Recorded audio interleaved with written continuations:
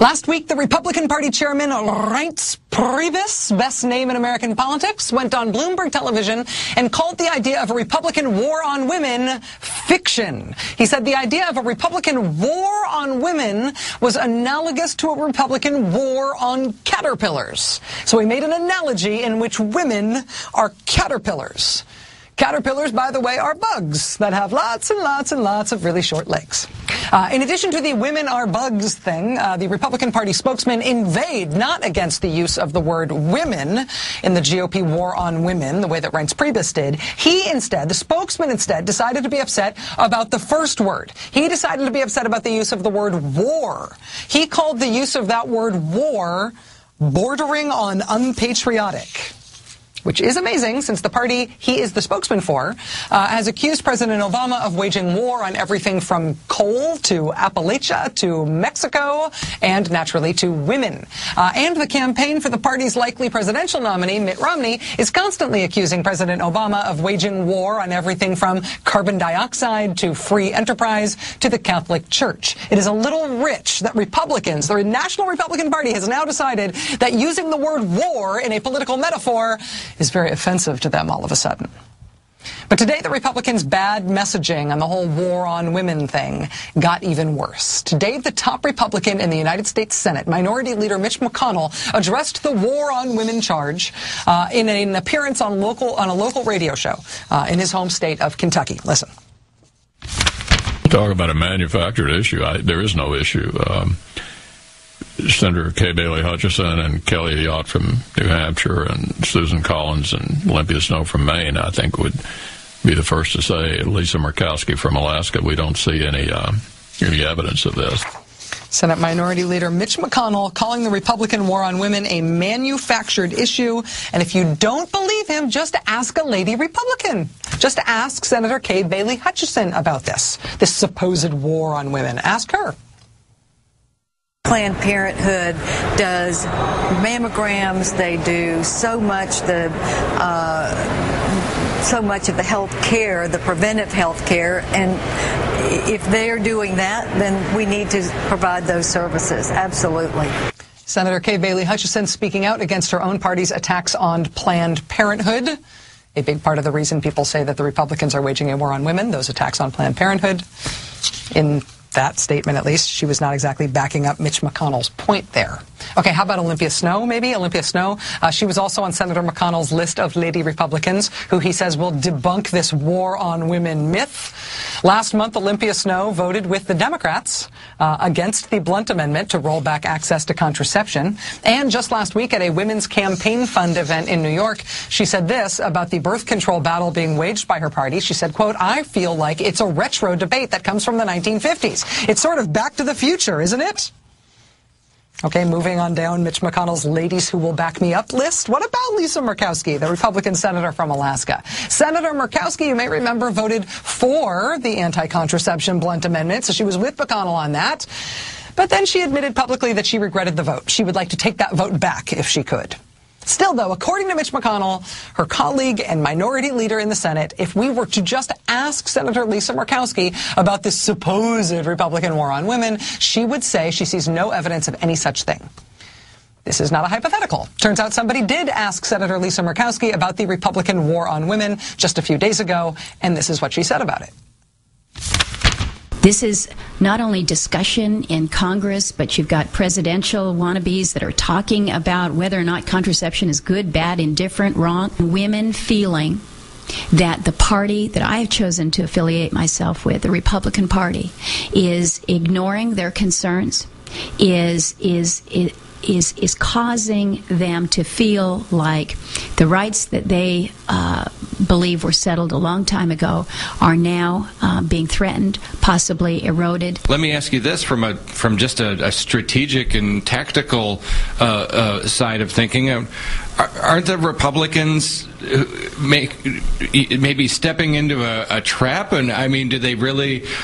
I guess the question I'm trying to ask is, what are they thinking, alienating so many women? I asked the same question to my colleagues. I said, it makes no sense to go down this road. It makes no sense to attack women. And if you don't view this as an attack on women, then you need to go home and you need to talk to your wives. You need to go talk to your daughters. Ask them if they feel that this is an attack. If you don't view this as an attack on women, you need to go home, talk to your wives, talk to your daughters. That is what Senator Lisa Murkowski thinks about the Republican war on women. Senator McConnell. Talk about a manufactured issue. There is no issue. Senator Kay Bailey Hutchison and Kelly Ayotte from New Hampshire and Susan Collins and Olympia Snowe from Maine, I think, would be the first to say. Lisa Murkowski from Alaska, we don't see any evidence of this. Actually, they don't say that. They do not seem to think it is a manufactured issue when people do ask them what they think about this. Maybe you should ask them too. Modest proposal. Next time you want to rattle off a list of Republican women who totally agree with you on women's issues, Senator McConnell, maybe ask those Republican women if that's okay first. And if it turns out they don't agree with you, maybe you could even ask them why. Joining us now is Steve Kornacki, senior political writer for Salon.com and an MSNBC political analyst. Steve, it is good to see you. Thanks for being here. Good to see you, Rachel. What does it say to you that a number of Republican women, Republican senators, are speaking out against their party's line on this issue? And further, what does it mean that the party's leadership does not appear to be noticing that that's happening? It says a couple things. One, it says to me that they can read the polls, that the women who are speaking out probably can read the polls maybe a little better than Mitch McConnell can, because what we've seen in the last few weeks here, as a result of the emphasis the Republican Party has placed on contraception the last few months, the way they've conducted the debate over contraception, we have seen in polling women leaving the Republican Party, leaving Mitt Romney, the presumptive presidential nominee, in droves. There was a poll that was limited to 12 swing states that came out last week that showed Obama's edge over Romney among women in those swing states, where this election is going to be decided this fall, exploding to nearly 20 points. At the same time, he's only ahead among men by a single point. Same poll showed among independent voters just a few months ago, Romney was ahead 5 points among independent women. He's now trailing by 14. It's really hard to connect this to anything except the way the Republicans have sort of handled themselves in this debate. And I think, Lisa Murkowski and Olympia Snowe are probably sensitive to that. The other thing that I'd note, though, is, look at the women who are speaking up right now. Kay Bailey Hutchison is basically leaving politics this year. She's not running for re-election to the Senate. Olympia Snowe is not running for re-election to the Senate. Lisa Murkowski is only in the Senate because she ran basically as an independent last year. She lost the Republican primary to a very conservative Republican challenger. So these are also women who are sort of liberated a bit from the political games, as I think of the rest of the Republicans in Washington are still playing and have to play.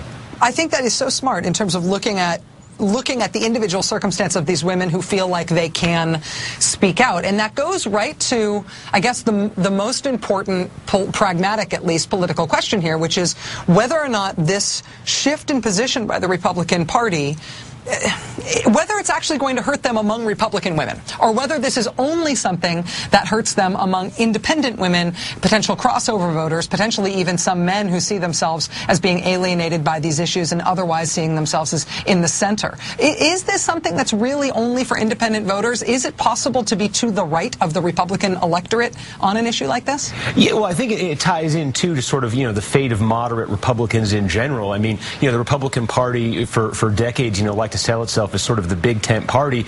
We've talked, about Republicans north of the Mason-Dixon line, Republicans on the West Coast sort of in general no longer feeling at home in the party. I think this is sort of part of that, the pro-choice woman. When Olympia Snowe, for instance, was elected to the Senate, just 2 decades ago in the mid-1990s, Kay Bailey Hutchison, had just been elected the year before. There were many prominent pro-choice women in national Republican politics. I think you look at the party now and you see fewer and fewer of them, and you do see some prominent women, but they're much more likely to be from sort of the more conservative areas of the country, more likely to be sort of evangelical Christians or from the South, and much more conservative on social issues, conservative on abortion. And so the question of pro-choice women is sort of the question of moderate Republicans in general. This is not a party that's heart and soul is in the Northeast, that's on the West Coast, that's anywhere but in the South and in very red areas anymore. It is remarkable to think the Republican Party is setting up a decision point for pro-choice women of every ideological stripe in the country to tell them there is no home for you in the Republican Party. There are no pro-choice people left in the Republican Party. If you're pro-choice and you care about that issue, the Democrats are all that you have. It is amazing to me, and when I find the Republican who can explain to me why they decided to do this, I will have hit gold. Steve Kornacki, senior political writer for Salon.com, MSNBC political analyst. Steve, thanks again for joining us tonight. I really appreciate it. Sure, happy to do it. All right, we'll be right back.